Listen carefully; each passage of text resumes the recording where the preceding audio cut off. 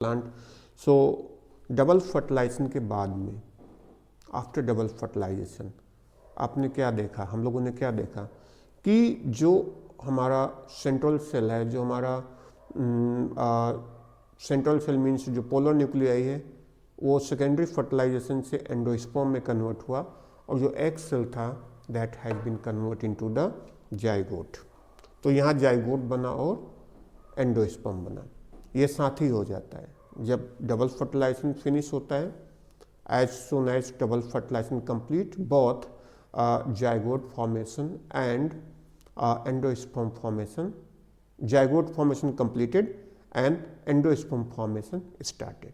So endosperm क्या होता है, उसका डेवलपमेंट एडवांस होता है as compare to embryo, because चूंकि एम्ब्रियो जब डेवलप करेगा तो उस स्टेज में, the stage of development of embryo, it required a lot of nutrition, उसको न्यूट्रिशन बहुत चाहिए, उस समय नरिशमेंट चाहिए, कंटिन्यूस चाहिए, अदरवाइज एम्ब्रियो क्या होगा, अंडर डेवलप्ड होगा, मैच्योरेशन प्रॉपर नहीं होगा, either develop but non viable, embryo non viably develop हो सकता है। तो एम्ब्रियो के मतलब फुल डेवलपमेंट एंड मैच्योरेशन के लिए embryo required very rich source of the nutrition, and that rich nutrition always provides by the endosperm. So endosperm का development थोड़ा एडवांस होता है।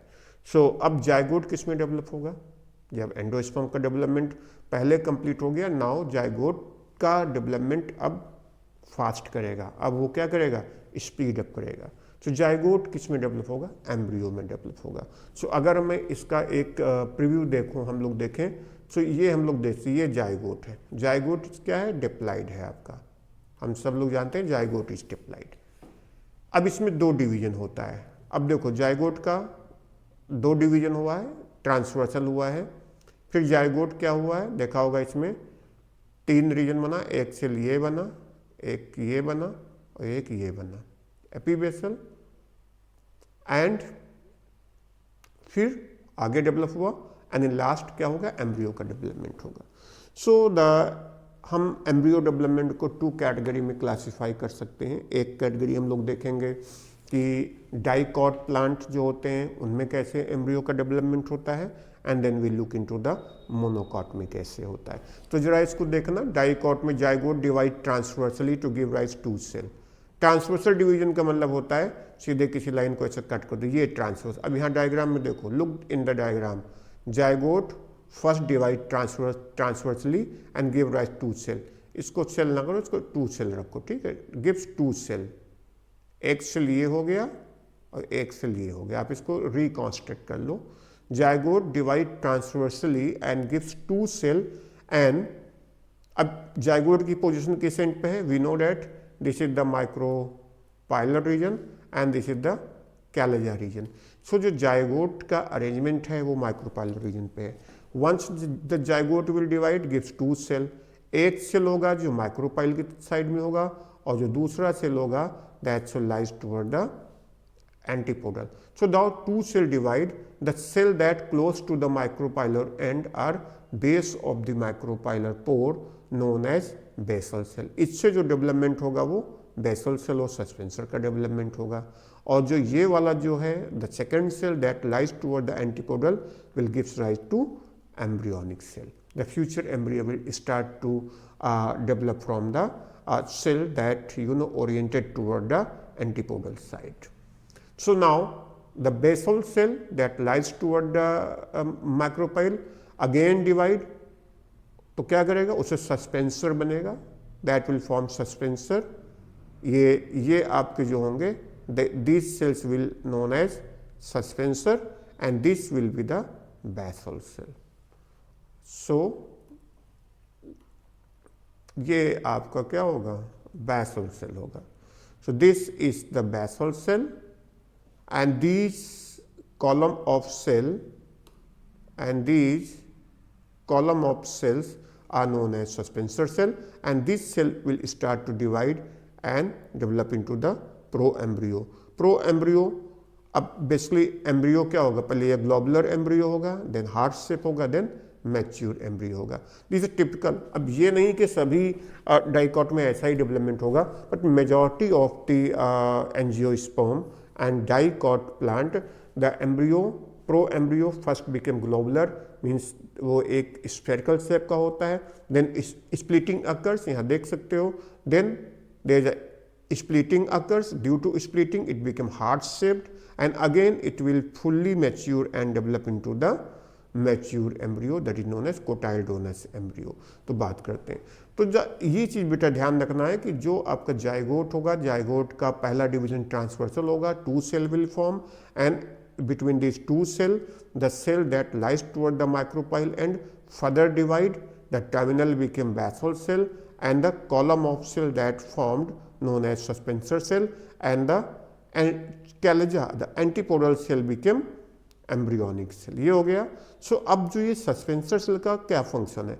Suspension means the embryo remain suspended, remain suspend in the endosperm by the support of suspensor cell, and suspensor cell in itself remain attached with the basal cell, and overall the basal cell remain intact with the micropylar end of the embryo sac। तो जो पूरा ये आपका embryo है that will remain suspended, remain oriented or stabilized inside the embryo sac surrounding the endosperm।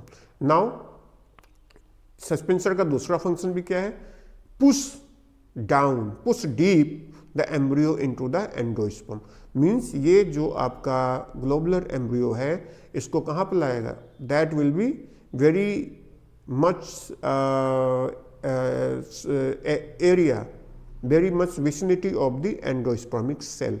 जितना ज़्यादा suspensor इसको push करेगा in the endosperm, the chances of getting nourishment and nutrition for the developing embryo will be maximum। so ये जो आपका globular embryo है ये pro embryo actually में होता है। ठीक है, इसके बाद क्या होगा? इसका डिफरेंशिएशन होगा, इधर को स्प्लिटिंग होगी, और जहाँ से स्प्लिटिंग होगा ये होगा प्राइमरी कोटाइलडॉन से, ये होगा जो which whatever the fork you are looking here in the globular embryo, ये फर्केट हो गया, इसमें 2 स्प्लिट हुई है, तो ये जो इंडिपेंडेंट है ये फ्यूचर में कोटाइलडॉन्स बन जाते हैं।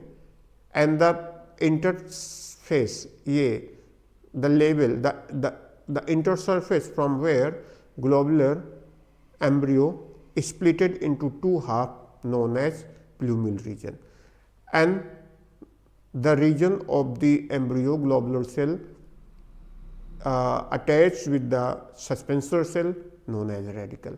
हम सभी जानते हैं this radicle region of the embryo is the future root system of the plant. When the seed will germinate, the radicle region of the embryo will gives rise to the root system.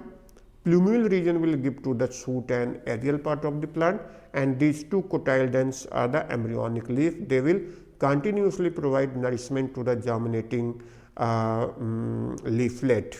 जो एक छोटा सा plant है जो कि embryonic plant है, they will provide the further nourishment during the time of germination of the embryo. तो जब एम्ब्रियो का जर्मिनेशन होता है that time they require an lot of nourishment, that nourishment provided by the cotyledons, because cotyledons are very rich in the proteins, carbohydrate, and all kinds of the minerals that are very very important for the germinating embryo। तो ये इसका इतना हो जाएगा। तो इसको ध्यान रखना है कि अगर एक मैच्योर एम्ब्रियो देखोगे तो उसमें basal cell remain attach with the micropylar end basal cells, and there is a suspensor cell। From basal cells the embryo remains suspended by the help of suspensor cell, and now embryo has 3 major parts: radical region, plumule region, and cotyledons region।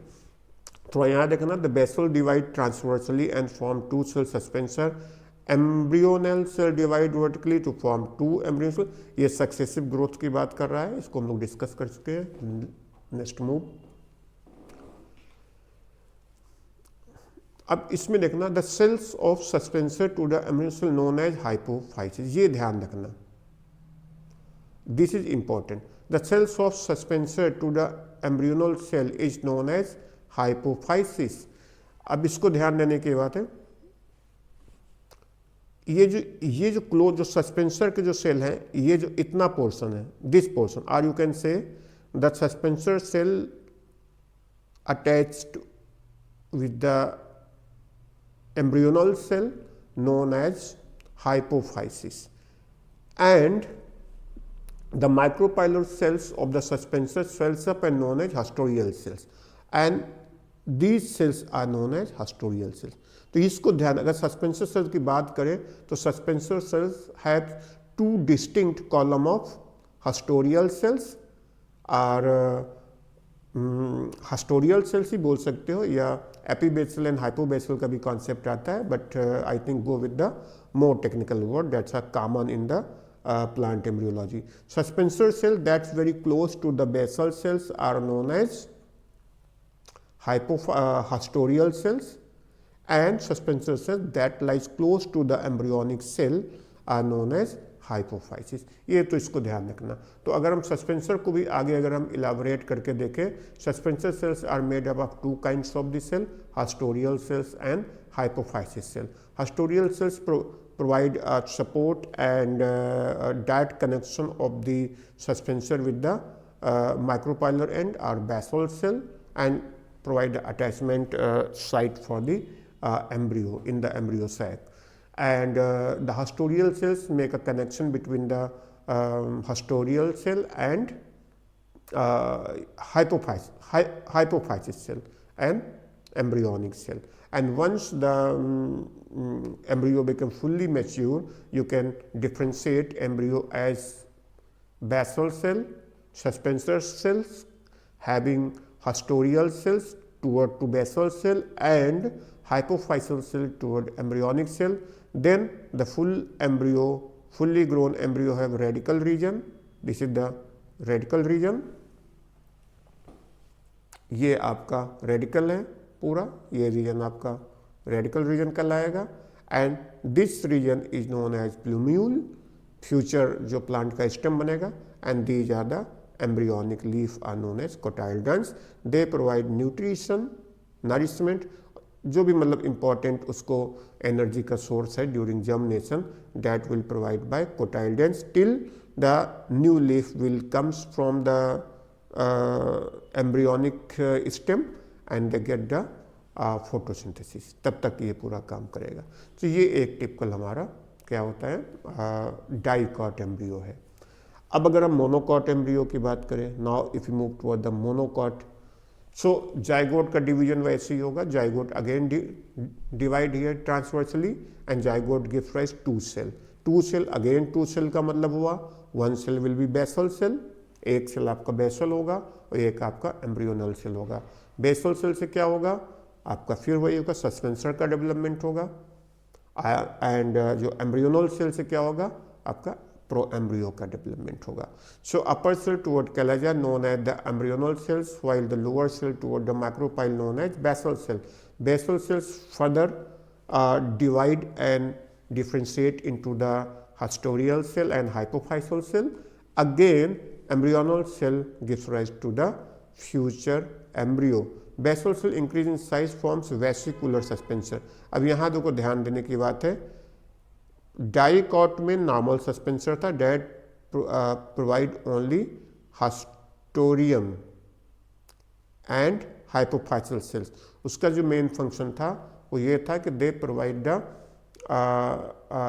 Arrangement kind of mechanism, कि वो embryo कैसे arrange होगा endosperm में. But इधर क्या है, vesicular है. इसका मतलब कंटिन्यूअस नरिशमेंट इसको मिल रहा है. कहाँ से मिल रहा है, प्लांट के एम्ब्रियो सैक से भी इसको मिल रहा है. ठीक है.